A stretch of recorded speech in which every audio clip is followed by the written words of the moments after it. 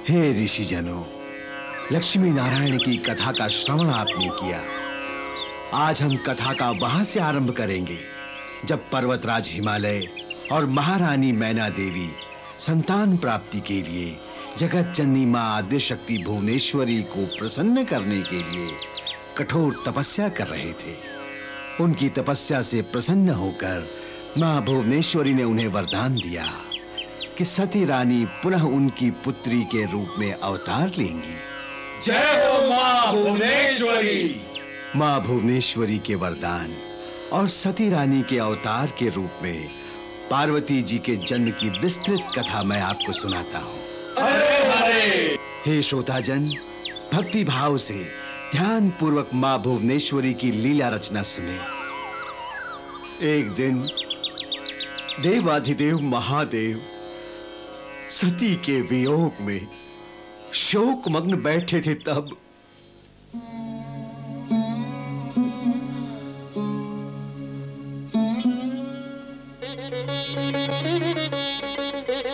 भोलेनाथ। सती, सती, स्वामी। सती, सती, सती, सती, सती, सती, सती, सती, सती।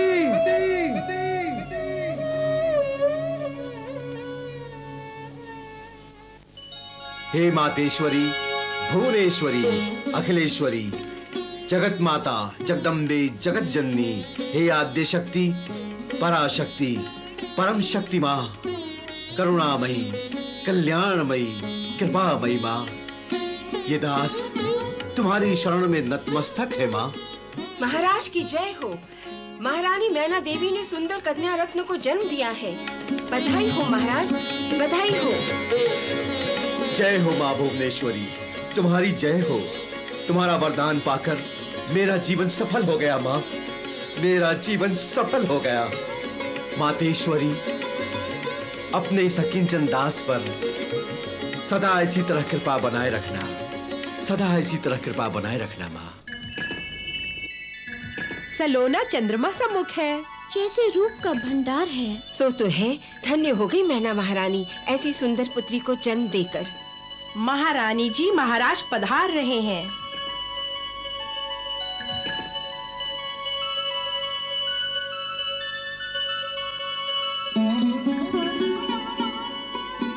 अब तो तुम प्रसन्न हो ना महारानी। मां भुवनेश्वरी की असीम कृपा से हमें कन्या रत्न की प्राप्ति हुई है। हमारा जीवन सफल हो गया। ये कहो कि हमारा जीवन धन्य हो गया। नारायण नारायण नारायण। लगता है महामुनि पधारे हैं। हाँ। मैं उनका स्वागत करता हूँ। नारायण नारायण।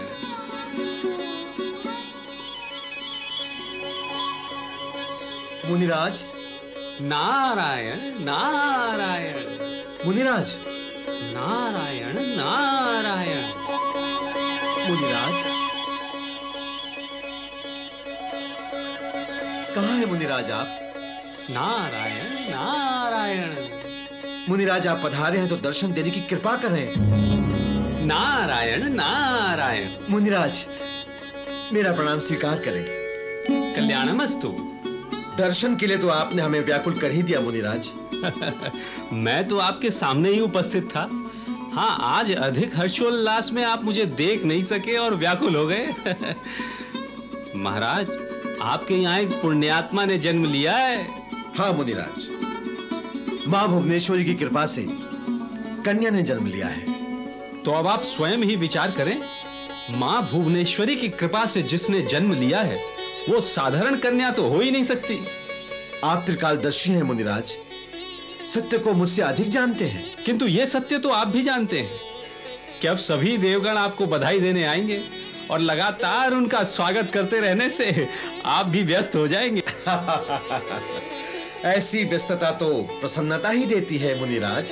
प्रभु आपकी व्यस्तता और प्रसन्नता की रक्षा करें महाराज। महाप्रभु श्री हरि विष्णु जी और सृजनहार ब्रह्मा जी के आगमन एवं दर्शन से मैं कृतार्थ हो गया। मेरा वंदन स्वीकार करें प्रभु। यशस्वी भव राजन। कीर्तिमान भव। पर्वतराज, प्रभु श्री हरिविष्णु जी और सृजनहार ब्रह्मा जी का यहाँ आगमन हुआ और आपको दर्शन भी हुए। अब आप इनके यहाँ आगमन का हेतु भी जानना चाहेंगे? प्रभु का आगमन कारण तो होता ही नहीं, अवश्य किसी महान उद्देश्य की पूर्ति का आयोजन होगा। प्रभु की लीला मैं क्या जानूं, मुझे तो इनके दर्शन का लाभ ही पर्याप्त है। किंतु हम आगमन का कारण अवश्य बताएंगे। जैसी आपकी इच्छा मुनिराज, बताइए।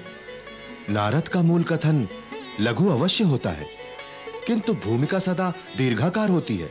ये तो नारद का स्वभाव ही है। किंतु इसमें दोष मेरा नहीं है। दोष तो तुम्हारा कभी होता ही नहीं नारद। वो तो मानव स्वभाव की भांति तुम सदा दूसरों पर ही मार देते हो।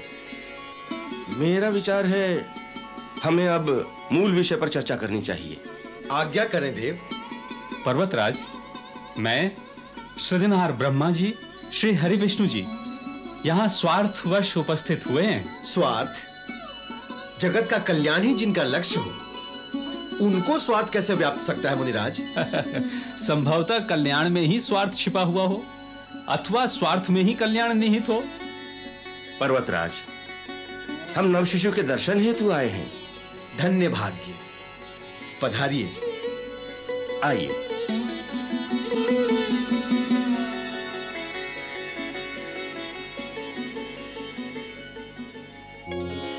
मेरी लानू बेटी,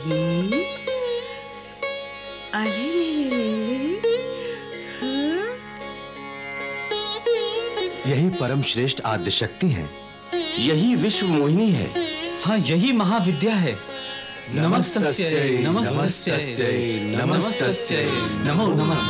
मुनि श्रेष्ठ एवं परम देवताओं को मेरा नमन। आयुष्मान भव, कल्याण भव, मंगल हो। माँ भुवनेश्वरी की असीम कृपा से हमें ये कन्या रत्न मिला है। देव, हमें आशीर्वाद दे। इस कन्या का पालन पोषण हम भली भांति कर सकें।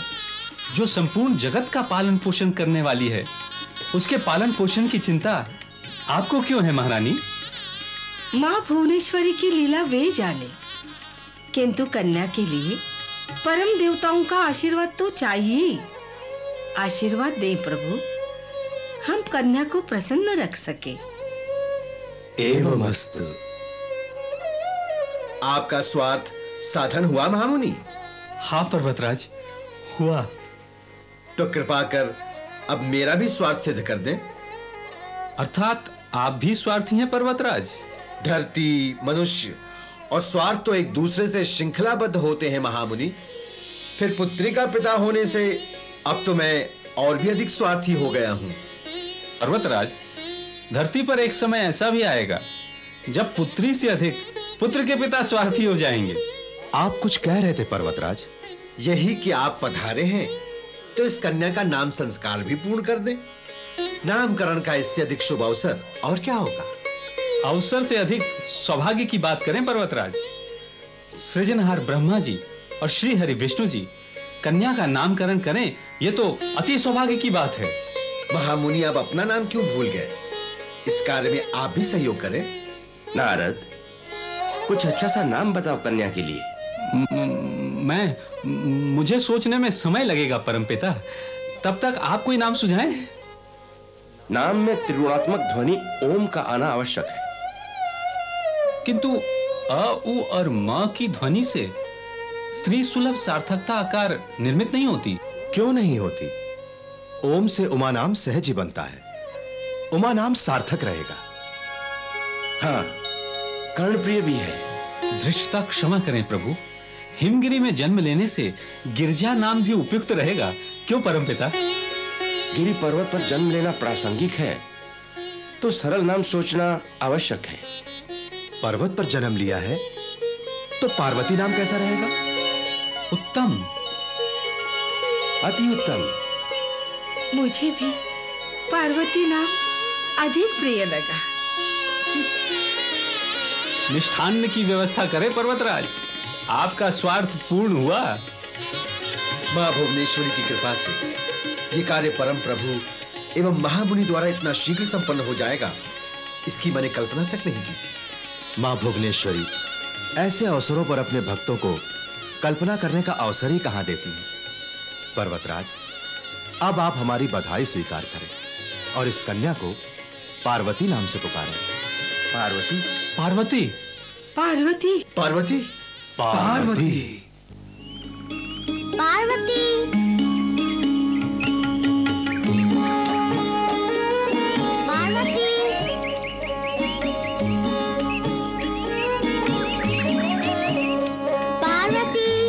तुम कहाँ हो? विजया, बेचारी जया मेरा नाम पुकारते पुकारते थक गई है। अच्छा, मैं जाती हूँ उसके सामने, पर तू यहीं रहना। अच्छा।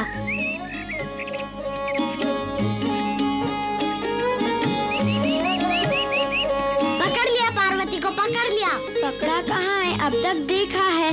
पकड़ दाव के खेल में देखना नहीं, छूना पड़ता है। तो ये ले। हुई माँ, पार्वती भाग गई, पार्वती भाग गई। क्या हुआ जया? वो पार्वती यहाँ थी, फिर भाग गई। देखो मेरे सिर में चोट लगी, अब तुम दाव दो। ठीक है, तू बैठ, मैं दाव देती हूँ और पार्वती को पकड़ती हूँ। पार्वती, पार्वती, पार्वती। विजया, मैं यहाँ हूँ। अभी पकड़ती हूँ। विजया, मैं यहाँ हूँ। जा पार्वती, मैं तेरे साथ नहीं खेलूंगी। देख मेरा माथा फूट गया है। मैं भी नहीं खेलूंगी पार्वती तेरे साथ। देख मेरा मुंह छिल गया। अरे तुम दोनों रोती क्यों हो? तो क्या करे, तुम दिखाई देती हो, जब हम पकड़ने आते हैं तो छूमंतर हो जाती हो और हम पेड़ से टकरा जाते हैं। छूमंतर कहाँ होती हूँ? खड़ी तो हूँ ना तुम्हारे सामने। अब खड़ी हो ना, तब कहाँ गई थी? तब भी यही थी। नहीं नहीं, तुम अदृश्य हो जाती थी। पकड़ में ना आने के लिए थोड़ा सा अदृश्य होना पड़ता है ना। पर मैं ये पकड़ दाव का खेल नहीं खेलूंगी। मैं भी नहीं खेलूंगी। तो हम क्या खेलेंगे? कुछ और खेल खेलेंगे। अच्छा आओ, हम एक दूसरे का हाथ पकड़कर गोल गोल घूमेंगे।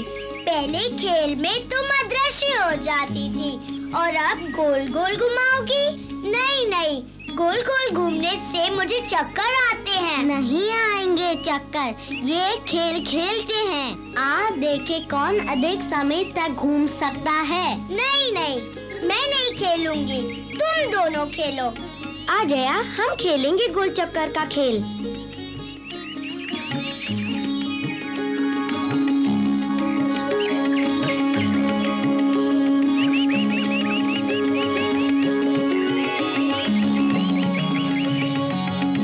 बस करो, बहुत समय हो गया पार्वती जया, चलो अब चलते हैं।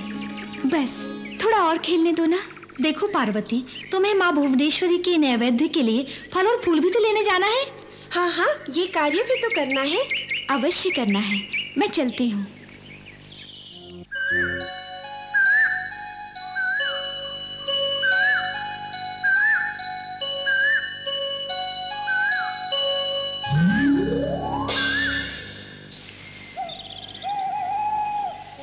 सावधान, आम को छूना नहीं।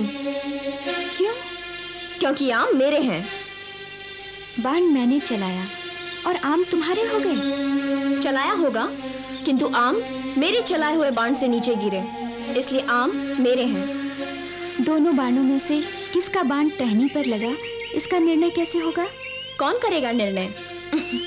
मैं कहती हूँ मेरा बाण टहनी पर लगा और आम का गुच्छा नीचे गिरा। यही बात मैं कहती हूँ, आम मेरे बाण से गिरे हैं। क्या प्रमाण है तुम्हारे पास? वही जो तुम्हारे पास है। मेरा कहना ही मेरा प्रमाण है। ये तो न्याय नहीं हुआ। कौन करेगा न्याय? मेरे तुम्हारे अतिरिक्त कोई तीसरा। पर यहाँ तीसरा है कौन और कहाँ? वो देखो, उस चट्टान पर कोई बाबा बैठे हैं, वहां चलते हैं। चलो। नाम क्या है तुम्हारा? पार्वती। और तुम्हारा? गंगा। तुम यहीं रहती हो? हाँ। और तुम? मैं तो ऐसे ही यहाँ भ्रमण करने निकली थी। पर रहती कहाँ हो? बहुत दूर, समझो आकाश में। तो भ्रमण करने यहाँ इतनी दूर आई हो? हाँ, मुझे दूरियां तय करना बहुत अच्छा लगता है।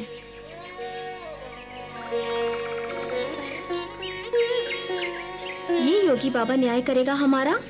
क्यों, तुम्हें शंका है?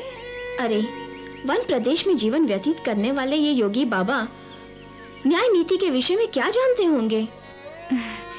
केवल ये ही न्याय और नीति के विषय में सही ज्ञान रखते हैं। नगर और पुर में तो स्वार्थ, अहंकार, इच्छा और तृष्णा के कारण मानव सही ढंग से सोच ही नहीं पाता, तो फिर न्याय क्या करेगा? हम सही स्थान पर सही निर्णायक के पास आए हैं। तुम्हारी यही इच्छा है तो बढ़ो आगे। चलो।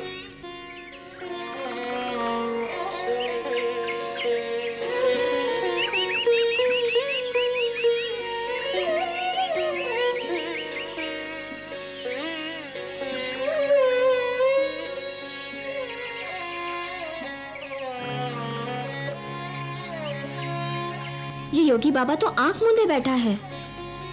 ध्यान में तो आंखें बंद ही रहती है ना। तो फिर इसने कैसे देखा होगा कि आम की टहनी पर किसका बाण पहले लगा, मेरा या तुम्हारा? और जब देखा ही नहीं तो न्याय भी क्या कर पाएगा ये योगी बाबा? इनकी आंखें इस समय बंद हैं। संभवतः बाण चलने और लगने के समय खुली हो। क्या? योगियों का क्या है, मन की आंखों से सब कुछ देख लेते हैं। तुम कहना चाहती हो कि योगी बाबा ने अपनी मन की आंखों से देखा कि आम की टहनी पर पहला बाण किसका लगा, मेरा या तुम्हारा? तुम बार बार उत्तेजित क्यों होती हो? क्रोध और उत्तेजना दुर्बलता की पहचान है। सावधान, मुझे दुर्बल न कहना। अहंकार भी तो दुर्बलता ही है। फिर वही बात से घात करने में तुम पटु हो। नहीं नहीं, घात करना मेरी प्रवृत्ति नहीं। मैं तो रक्षा और सम्मान करने में ही विश्वास रखती हूँ। चलो ठीक है, अब तुम्हारी मन की आंखों वाली बात मानकर मैं इस योगी से पूछती हूँ कि सत्य क्या है। यही उत्तम होगा। ए योगी, आंखें खोलो। योगी बाबा को सम्मान से पुकारो। मैं कहाँ अपमान कर रही हूँ इनका? हाँ, अपने दांत और अपनी आंख किसी को दिखाई नहीं देते। तुमने फिर बात से कुछ घात किया? घात की चिंता तुम बहुत करती हो। बात करो बात। अरे योगी, आंखें बंद है पर कान तो खुले हैं। सुनो मैं क्या कहती हूँ। बालिके, कहने और सुनने की भी एक कला और विधि होती है। अरे योगी बाबा, कला और विधि पर प्रवचन सुनने का समय नहीं है हमारे पास। क्या तुम्हारे माता पिता ने तुम्हें शब्द और वाणी के उचित प्रयोग करने की शिक्षा नहीं दी? और तुम्हारे शब्द अशिष्टता और धृष्टता की उत्पत्ति लगते हैं। अरे ओ बाबा, किस कारण से विषय को विवाद बनाना चाहते हो? तुमने मुझे कोई साधारण प्राणी समझा है? असाधारण जैसा भी तो कुछ नहीं है तुम में। पहले इस कन्या ने अवरोध उत्पन्न किया, अब तुम भी विवाद में पड़ गए। सुनो, मैं कोई साधारण प्राणी नहीं हूँ। गंगा हूँ मैं, गंगा। विष्णुपदी कहते हैं मुझे। स्वर्ग में रहती हूँ मैं। गंगा? हाँ, गंगा। स्वर्ग में रहने वाली गंगा? किंतु स्वर्ग में रहने वाले का मन मानस तो होता है चंगा। फिर तुम्हें क्या हुआ है? तुम फिर तर्क करने लगे? हे ब्रह्मनिष्ठ महातपस्वी, मेरे घर में माँ भुवनेश्वरी मूर्ति रूप में प्रतिष्ठित हैं। उनके लिए नैवेद्य के निमित्त मैंने अपने बाण से इस आम के गुच्छे को टहनी से गिराया। तुमने नहीं, मैंने गिराया। शांत शांत रहो। हे कुसुम सम कोमलांगी,